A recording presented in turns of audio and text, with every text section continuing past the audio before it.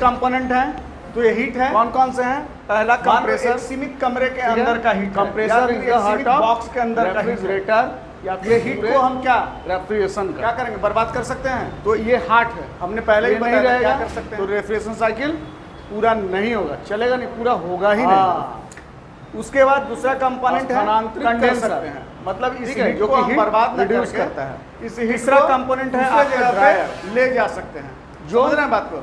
Filtration का तो काम रेफ्रिजरेटर में क्या होता है? चौथा एक कंपोनेंट सीमित है बॉक्स, कैपिलरी, जिसको सीमित एक्सटेंशन बॉक्स का वाल्व भी मतलब बोलते हैं। 190 पांचवा लीटर से कंपोनेंट है लेके आपका इवापोरेटर, जो हम लोग यूज यहाँ करते पे हैं, evaporation 190 होता लीटर है। से लेके हमने बताया था 450 लीटर तक कि का एक सीमित बॉक्स होगा। और यहाँ रेफ्रिजरेटर मान लो को हीट है। मापते हैं हम लोग लीटर में। ये पूरा हीट है। अब कोई बंदा, अगर कोई कस्टमर, अगर कोई भी आदमी आपसे ये क्वेश्चन कर दे कि हम को ये डिफाइन करके बताइए कि 190 लीटर का है या नहीं, तो कैसे मापेंगे? को लिटाया जाता है, उसमें हम पानी को डालेंगे, तो 190 लीटर का अगर फ्रीज होगा तो 190 लीटर ही पानी उसमें अटेगा। अगर 200 लीटर का मशीन होगा तो 200 लीटर ही पानी उसमें अटेगा। हाँ, जैसे डोर पे सारा चीज़ लिखा हुआ होता है, कितने स्टार रेटिंग का है, कितना बी पावर है, कितना ये वोल्टेज से चलेगा, कितना वोल्टेज से नहीं चलेगा, कहाँ पे ये प्रॉब्लम करेगा, कहाँ पे नहीं, क्या ग्रॉस वॉल्यूम है, ये सारे चीज़ पे नोट किए हुए होते हैं। ठीक है, कितना वाट है, ये सारा चीज़ उसके दरवाजे पे, दरवाजे को हटा दो, उसमें पानी भर दो, तो आप प्रूफ कर पाओगे ना, आप कर दीजिएगा ना प्रूफ, लेकिन ऐसा कोई कराएगा नहीं। लेकिन आपको मालूम होना चाहिए कि अगर 190 लीटर का मशीन है तो उसमें 190 लीटर ही पानी हटेगा, 200 लीटर का है तो 200 लीटर पानी हटेगा, 400 लीटर का है तो 400 लीटर पानी हटेगा। तो इससे आप किसी के सामने प्रूफ कर सकते हैं कि रेफ्रिजरेटर इतने लीटर का है। अब इसके अंदर जो हीट है इसको हम हटाएंगे कैसे? तो ये सील्ड लाइन से, समझ रहे मेरी बात को? सील्ड लाइन से ही हटा सकते हैं इस सीमित जगह को। ये क्या करेगा? इसके ऊपर दरवाजा होगा, दरवाजा होगा, एयर टाइट करने के लिए क्या होगा? गैस्केट होगा। देखे हो रबर किनारे किनारे जो लगा हुआ होता है? कौन कौन देखे हैं रेफ्रिजरेटर में? सब देखे हैं कि नहीं? आप देखे हो? आप अरे दरवाजा लगाते हो तो उसमें गैस्केट नहीं आता किनार में, जिसमें कृत्रिम मैग्नेटिक होता है, वो ऐसे जाकर सट जाता है, उसको क्या करता है? Air tight. अब उसके अंदर का एयर उसी में है, बाहरी एयर बाहर है। अब वो क्या करेगा? इवोपोरेशन कैसे करेगा? कंप्रेसर चलेगा, ठीक है, कंप्रेसर चलेगा, फिर यहाँ से वो डिस्चार्ज लाइन से जाएगा कंडेंसर में।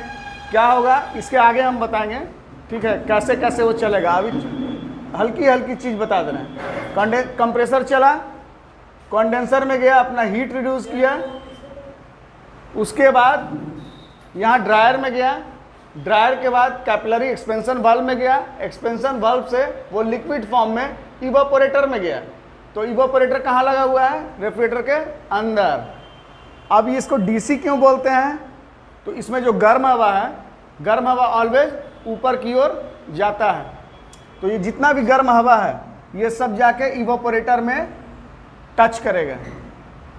टच किया, ये ठंडा हुआ, ठंडा हुआ तो ये नीचे की ओर, आयतन इसका बढ़ गया तो नीचे की ओर आया, फिर यहाँ से ये गर्म हुआ, फिर ये गया इवापोरेटर में, फिर यहाँ से ठंड होकर नीचे आया।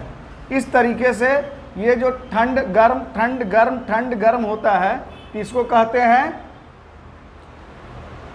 ये सॉरी डायरेक्ट कूल।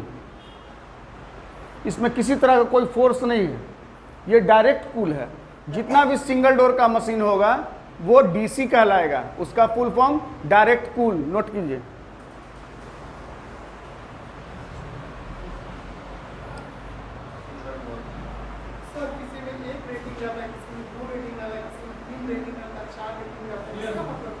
वो स्टार रेटिंग है, ठीक है, BEE, इसके बारे में बताऊंगा। डीसी का मतलब डायरेक्ट कूल। अब तुम कहोगे कि ये हीट को स्थानांतरित कैसे कर रहा है, यही पूछोगे ना। यहां तो आप बता दिए कि यहां से गर्म हवा उठा और ठंडा होकर नीचे आ गया, तो हीट गया कहां? हीट कहां गया? तो ये जो इवेपोरेटर है इसके अंदर, हेलो यहां ध्यान दो, इसके अंदर गैस दौड़ रहा है जिसको बोलते हैं रेफ्रिजरेंट, दौड़ रहा है ना। तो यहां से ये इन कर रहा है और यहां से ये आउट हो रहा है। तो इसके अंदर का जो भी टकराया उससे, जो भी टकराया इवेपोरेटर से, तो वो रेफ्रिजरेंट में भी टकराया होगा। तो टकराया तो वो यहां से इन किया और यहां से बाहर की ओर फिर निकला और फिर घूमते घामते यहां सक्शन पॉइंट में आ गया। कहां? कंप्रेसर में। तो इस तरह से यहां पे हीट को स्थानांतरित करते हैं। तो ये हो गया रेफ्रिजरेटर। अब रेफ्रिजरेटर का हम आपको वायरिंग बताएंगे और उसके बाद रेफ्रिजरेटर को बनाना सिखाएंगे। रेफ्रिजरेटर बना लीजिएगा 2 दिन 3 दिन में, उसके बाद क्या होगा, एयर कंडीशन डायरेक्ट ले जाएंगे और 15 दिन के अंदर में आपको रेफ्रिजरेटर और एयर कंडीशन दोनों सिखा देंगे। किसको? नहीं, तो हम समझा रहे थे बनाने के लिए। इस तरीके से थोड़ी हम बनाएंगे, वो साफ साफ अक्षरों में बना देंगे, तो जिसको आपको नोट करना होगा।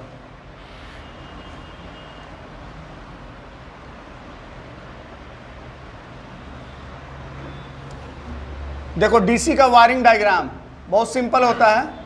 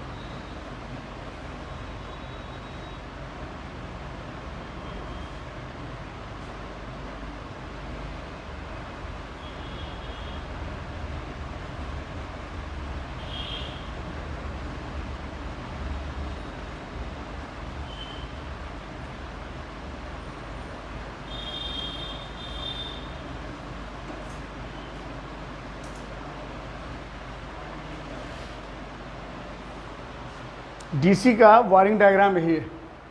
फेज निकला TS,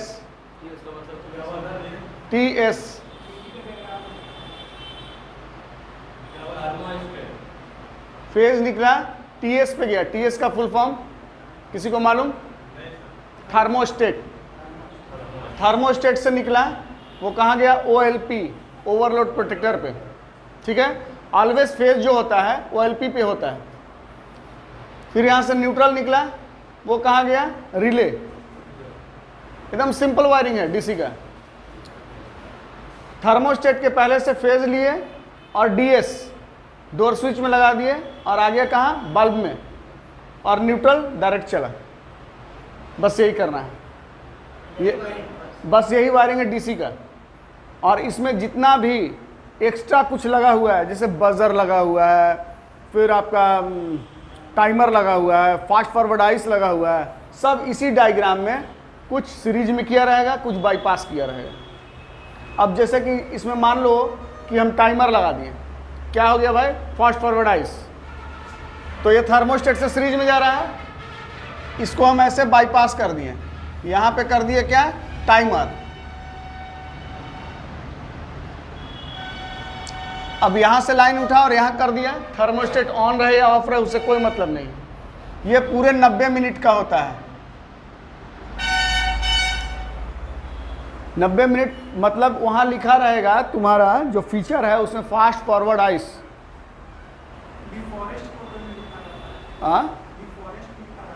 डिफ्रॉस्ट होता है। वो इसमें होगा, थर्मोस्टेट में, वो आगे बताएंगे। तो वायरिंग डायग्राम यही है। सेल्स वाले बंदा लोग जो हैं, जो आपको सामान बेचते हैं, उन लोग बोलेंगे कि फास्ट फॉरवर्ड आइस जैसे ही दबाइएगा तो आपका आइस जल्द से जल्द जम जाएगा, ठीक है। लेकिन होगा क्या कि आप थर्मोस्टेट से भी अगर उसको ही चला रहे हैं तो जितना देर में उसको आइस जमना होगा उतना ही देर में फास्ट फॉरवर्ड आइस पे भी जमेगा। लेकिन एक फीचर डाल दिया गया है। फीचर इसलिए डाला गया है कि मशीन, एक ही मशीन 12,000 का है और उसी मशीन में एक टाइमर लगा दिया गया फास्ट फॉरवर्ड आइस के लिए, तो वो मशीन 14,000 का हो गया। फीचर चेंज हो गया ना। तो वो क्या करेगा, टाइमर को जैसे ही आप ऑन करेंगे तो वो 90 मिनट को कंप्रेसर को रन कराता रहेगा लगातार। 90 मिनट मतलब 1.5 घंटा। तो 1.5 घंटा में वो एक बार भी कट ऑफ नहीं होगा। जैसे थर्मोस्टेट अगर सेंस कर लिया कि इतना कूलिंग हमको दिया गया था, थर्मोस्टेट क्या करता है, कूलिंग सेंस करता है। कूलिंग सेंस, फ्रिज है, किसके किसके हैं फ्रिज, उसमें एक देखे हो थर्मोस्टेट लगा हुआ है जिससे 1 2 3 या फिर लिखा होगा विंटर, समर, मॉनसून, ऐसे करके लिखा रहता है। तो थर्मोस्टेट स्विच वही है और उसके बीच में एक गोल बटन होगा। वो रेड बटन भी हो सकता है, ब्लू बटन भी हो सकता है। तो उस बटन को जैसे ही हम ऐसे दबाते हैं तो हर थ्राइस डे, मतलब हर तीसरे दिन उस बटन को दबाने से क्या होता है, मशीन डिफ्रॉस्ट मोड में चला जाता है।